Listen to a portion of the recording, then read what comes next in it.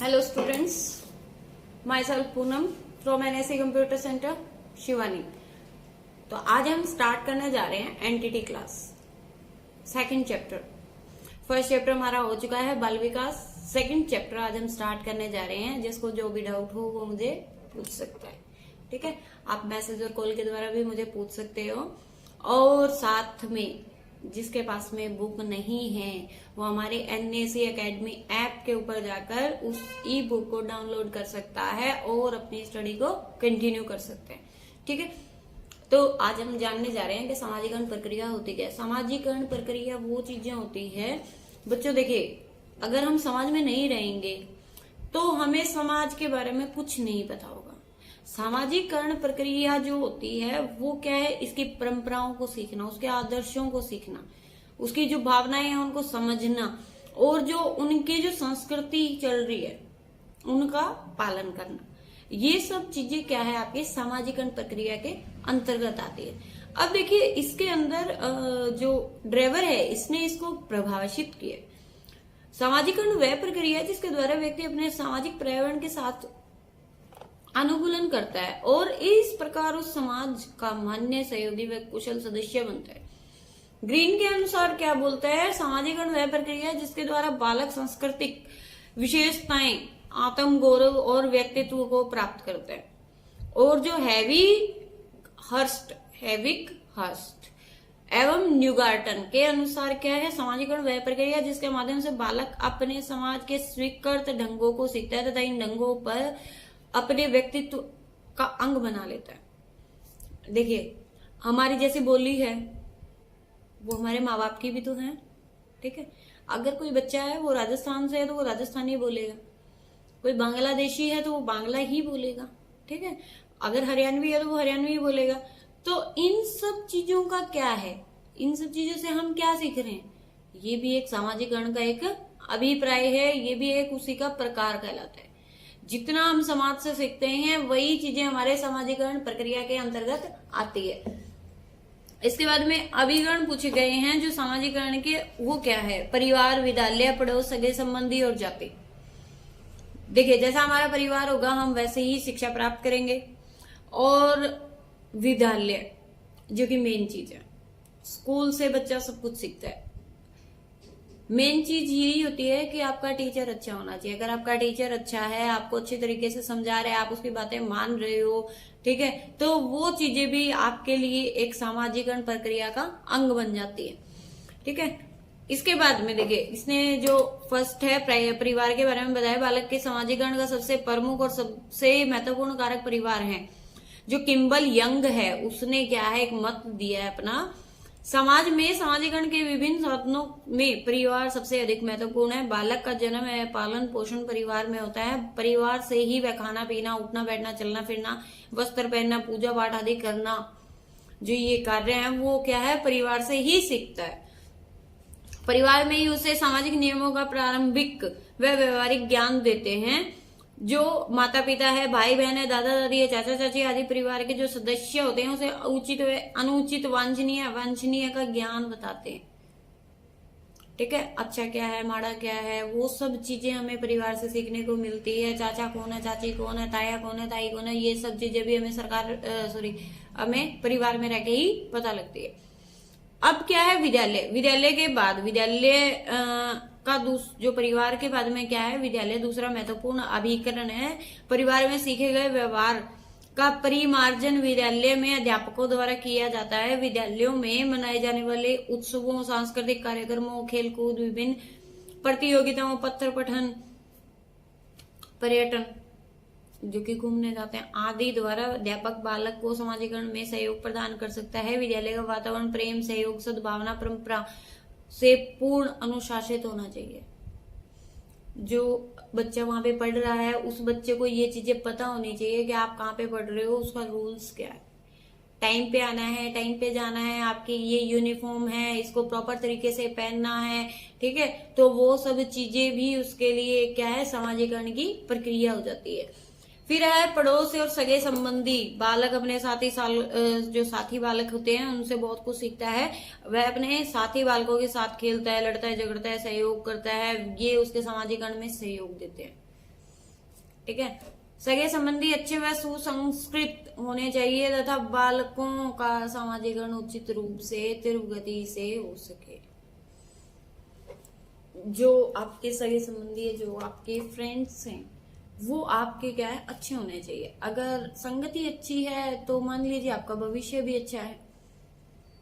एक बच्चा है जो कि मान लीजिए अच्छे तरीके से आपसे बातें करता है, जी करके बोलता है, आप करके बोलता है। एक है तू करके बोलता है, तो आप अपने बच्चों को कहाँ भेजिए, जो आप करके भेजता है। हाँ, बच्चा जो है वो तुम वाले की साइड ज्यादा जाएगा, लेकिन उसको आपको शिक्षा देनी है कि आपको क्या चीजें चाहिए, ठीक है। अच्छे तरीके से मेंटेन करना। बच्चे को जो मेंटेन कर सकते हैं वो या परिवार है या फिर उसका टीचर।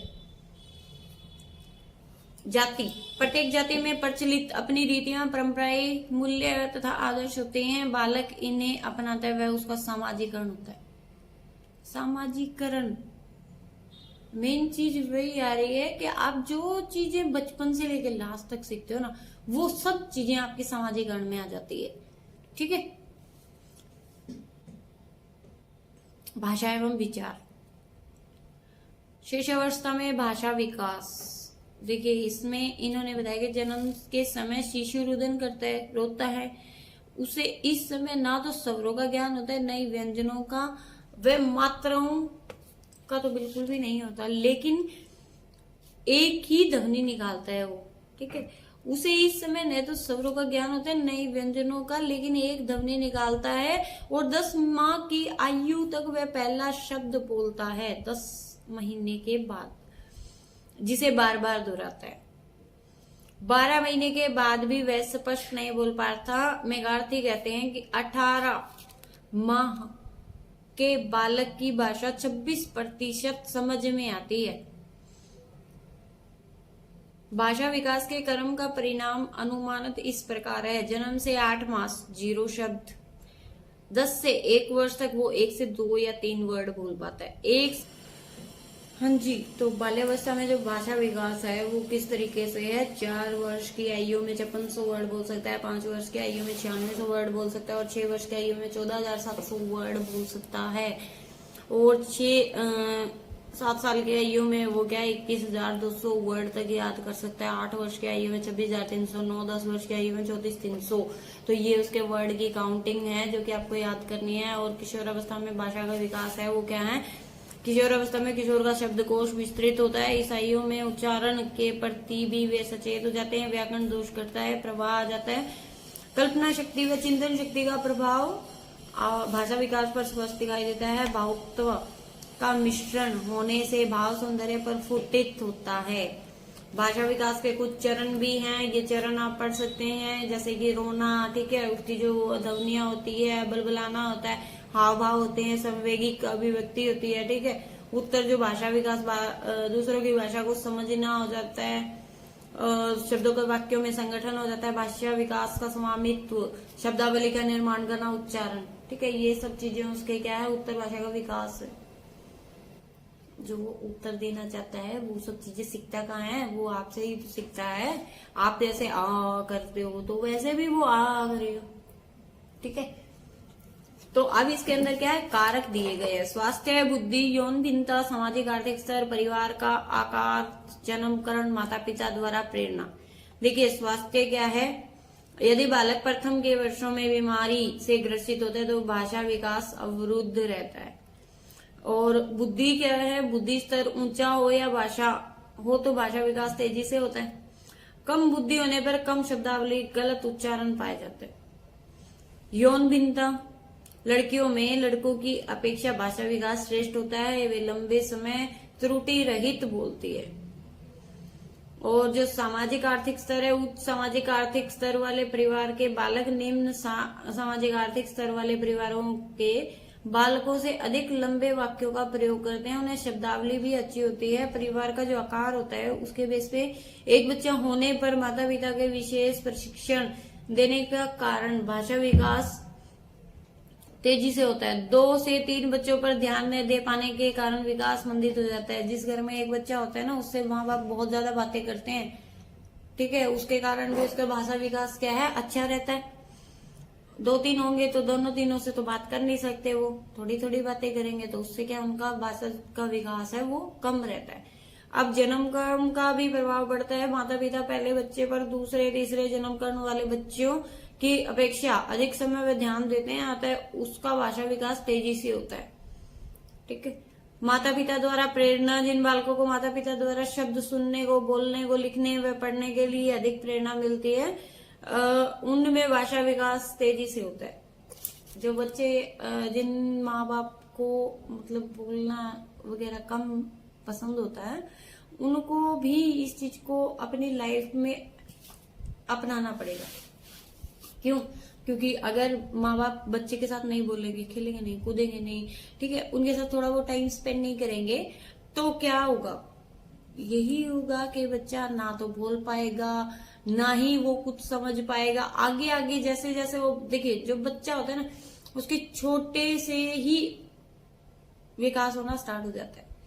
अगर वो बच्चा बचपन में बहुत ज्यादा वर्ड सीख रहा है ना, तो वो आगे भी सीखने के इच्छुक ही रहेगा। ठीक है। इसके बाद में समाज निर्माण में लैंगिक मुद्दे, देखिए इसके अंदर क्या है, लड़का लड़की के बारे में बताया गया है। जो लड़के हैं या लड़कियां हैं, लड़कों के बराबरी में लड़कियों को शिक्षा कम मिलती है। तो आज के टाइम पे तो ऐसा है नहीं, लेकिन क्या है, ये मुद्दे उठ रहे हैं कि जो लड़कियां हैं उनको पढ़ाया नहीं जा रहा है, तो वो सब चीजें भी इनके अंदर क्या है, थोड़ा सा खराब लगती है। ईश्वर द्वारा बनाई गई सृष्टि में बालक व बालिका दोनों को समान बनाया गया है। दोनों की एक गाड़ी के 2 पहियों के समान माना गया है, परंतु मानव ने अपने स्वार्थ के जो वश में आगे इन दोनों में भेद किया है। एक को बलिष्ठ माना, दूसरे को कमजोर, एक को बुद्धिमान व शिक्षा योग्य, दूसरे को मूर्ख व शिक्षा से वंचित रखा। पुराने समय में नारी की स्थिति दयनीय थी। शिक्षा के अभाव व रूढ़िवादिता के कारण प्रथा, सती प्रथा, बाल विवाह जैसी बुराइयां समाज में व्याप्त थी। परंतु समय के बदलने के साथ साथ कुरीतियां, बुराइयां दूर हो गई व बालिकाओं की स्थिति बेहतर हुई। परंतु आज भी कुछ स्थानों में यह भेदभाव व्याप्त है। बालक व बालिकाओं दोनों को स्कूल भेजने के स्थान पर क्या हो रहा है, बालिकाओं का परंपरागत कार्यों हेतु घर पर ही रोक लिया जाता है। ऐसा नहीं है कि बालिकाओं में तर्क, संवरण, विचार, कल्पना शक्तियों का अभाव है या उनका बौद्धिक स्तर लड़कों से कम है, परंतु दूषित सोच का परिवर्तित करना बहुत कठिन है। बालिकाओं का विद्यालय जाना व शिक्षित होना प्रत्येक घर व समाज के लिए महत्वपूर्ण है। इस दिशा में समाज में सभी का प्रयास आवश्यक है। प्रत्येक अभिभावकों व समाज के जिम्मेदार व्यक्तियों का दायित्व है कि बालिका शिक्षा ही समाज को उन्नति के पथ पर ले जा सकती है। ठीक है। तो बालिका की जो शिक्षा है उसके शिक्षा हेतु प्रयास किए जाए, बालिकाओं को ज्यादा से ज्यादा संख्या में विद्यालय भेजा जाए और समझा जाए कि बालिका शिक्षा के समाज को उन्नति के पथ पर ले जा सकती है। आवश्यकता यह है कि कक्षा में या परिवार में बालिकाओं को यह एहसास दिलाया जाए कि वे प्रत्येक कार्य करने में सक्षम हैं। अध्यापक कक्षा में बालक बालिकाओं में भेदभाव न करे। अभिभावक बालिकाओं को शिक्षा का महत्व समझाए व गंभीरता से लेते हुए उन्हें विद्यालय भेजे। विद्यालय अनुपस्थित छात्राओं पर ध्यान दें व उनके विषय में जानकारी एकत्रित करें। ठीक है। इसका जो मेन मोटिव है बताने का क्वेश्चन का, वो यही है कि जो लड़कियों की शिक्षा है उसमें लड़कियां वंचित ना रहे, वो अपना काम अच्छे तरीके से कर पाए, उसके बारे में उनको मोटिवेट करना एक टीचर का काम होता है, एक अध्यापक का काम होता है। जो टीचर है वो उस बच्चे को मोटिवेट करे जो वो करना चाहती है, चाहे वो गेम हो चाहे वो कोई भी सब्जेक्ट हो। ठीक है। जो उसका मनपसंद फेवरेट सब्जेक्ट है, उसके जो आने वाले फ्यूचर है उसके बारे में उसको अंतर्गत करवाए। ठीक है। ओके। आपका सेकंड चैप्टर सामाजिकरण प्रक्रिया कंप्लीट हो चुका है। इसके कुछ छोटे क्वेश्चंस है वो आप पढ़ सकते हैं। ठीक है। बाकी जो भी डाउट है आप मेरे से पूछ सकते हैं। ओके। Thank you.